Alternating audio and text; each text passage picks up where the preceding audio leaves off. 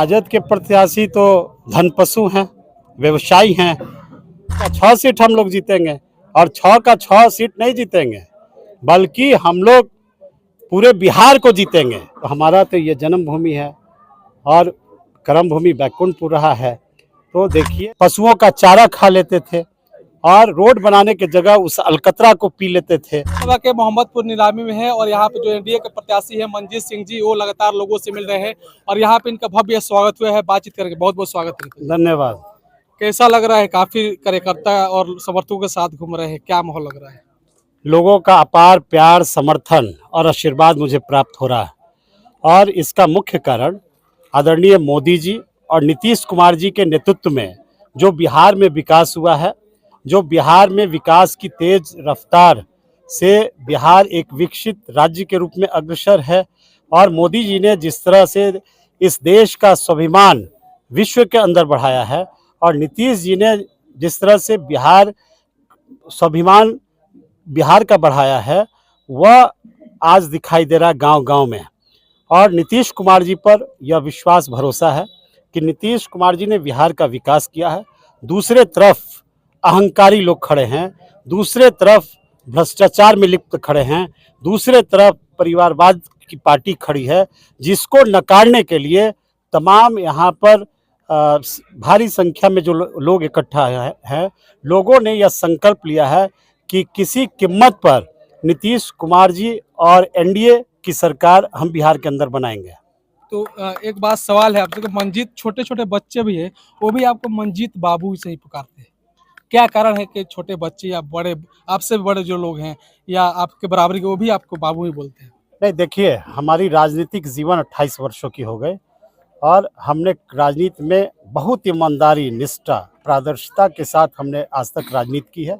लोगों का हमने सेवा खिदमत किया है और जहां भी हम प्रतिनिधित्व करते रहे उस इलाके के लोगों का हमने विकास किया है और वहां विधायक रहते हुए भी बरौली हो, माझा के कई लोग हमारे पास रोज आते थे और उनका भी हमने शिकायतों का निवारण किया है, उनको भी इज्जत प्रतिष्ठा हमने देने का काम किया है, जिसके कारण आज बच्चा से लेकर युवा पीढ़ी से लेकर और हमारे अभिभावक तक हमको प्यार स्नेह देते हैं। आप गली गली गांव-गांव घूम रहे हैं, क्या लोगों की समस्याएं आपको सुनने को मिल रही है? देखिए, अभी तक तो जितने गांव में हम घूमे हैं, समस्या की चर्चा कुछ लोगों ने जरूर की। वो भी जैसे कहीं कहीं रेलवे फाटक अगर बंद हो गया और दूसरे तरफ हज़ारों एकड़ खेत है जिससे ट्रैक्टर टाली नहीं जा पाती है, किसान, कुछ ऐसे समस्याओं की उन लोगों ने चर्चा की है।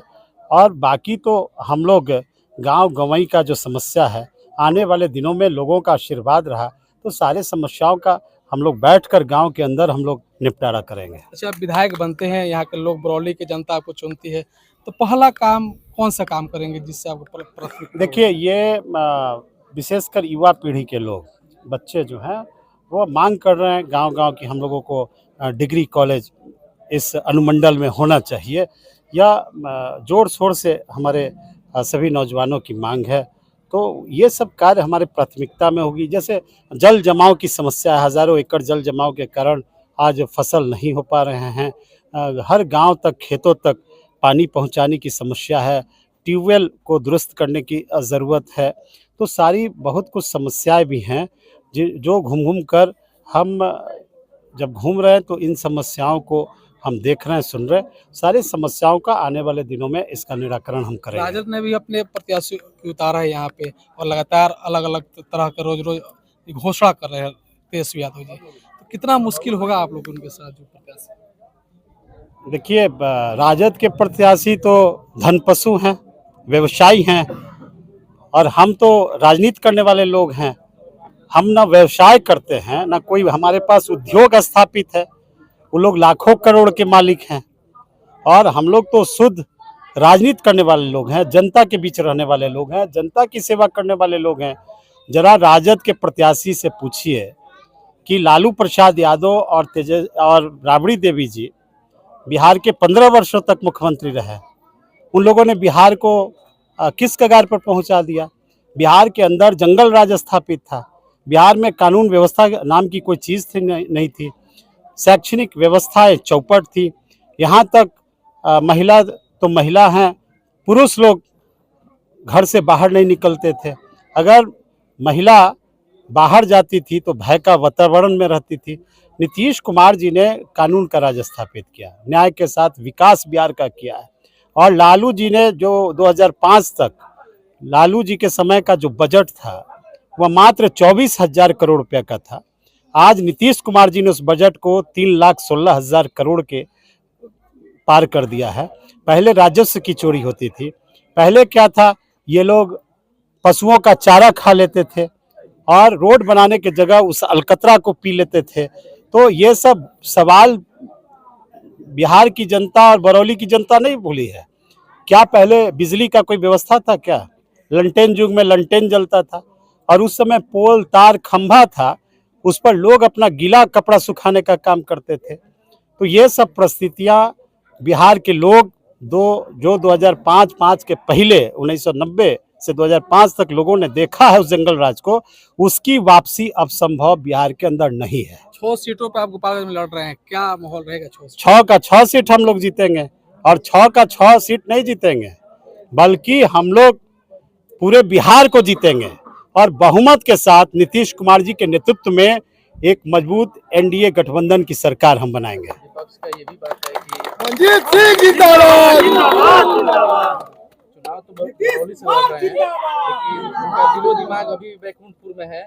और मैं उन लोगों से पूछिएगा कि मंजीत बाबू से कि बरौली के 10 गांव के नाम बताने के बरौली के विकास कर रहे हैं। देखिए, विपक्ष का ये सब बेबुनियादी सवाल है।